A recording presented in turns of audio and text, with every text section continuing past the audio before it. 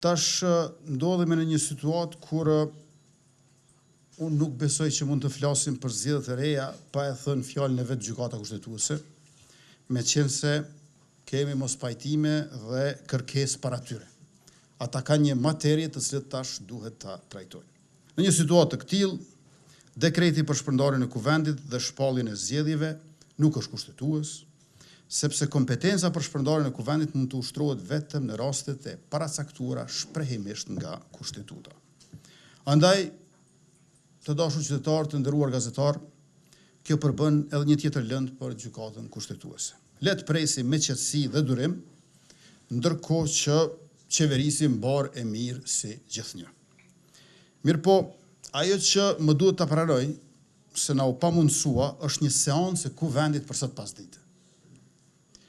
Në orën 14 ka qenë planifikuar që kuvendi të mbajë edhe një seancë në të cilën do të ratifikoheshin disa marrëveshje ndërkombëtare në të mirë të vendit. Të dashur qytetarë, të nderuar gazetar, unë më herët kam pa gatishmëri për zgjedhje, por nuk kam pa zell për zgjedhje, treja, të përsëritura. Tash po shoh edhe zell për zgjedhje, treja, të përsëritura, të cilët do të na marrin kohë më shumë.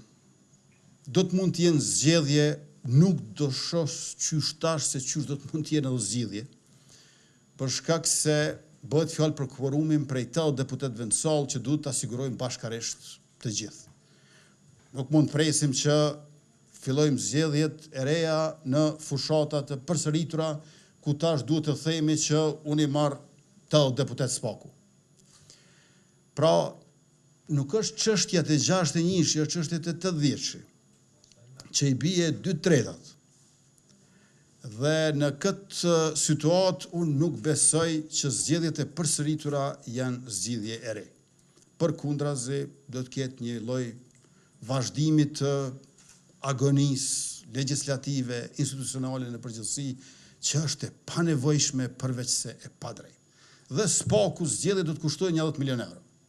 Vështirë të nxjerremi edhe me i palë zgjedhje tjera pa 10 milion euro për ta përsëritur rezultatin.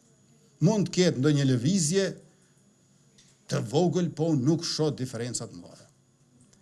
Prandaj, po e presim aktgjykimin e gjykatës kushtetuese në mënyrë që për brenda këtyre 60 ditëve, duke filluar nga mbrëm, ta përmbyllim procesin e zgjedhjes së presidentit të Republikës.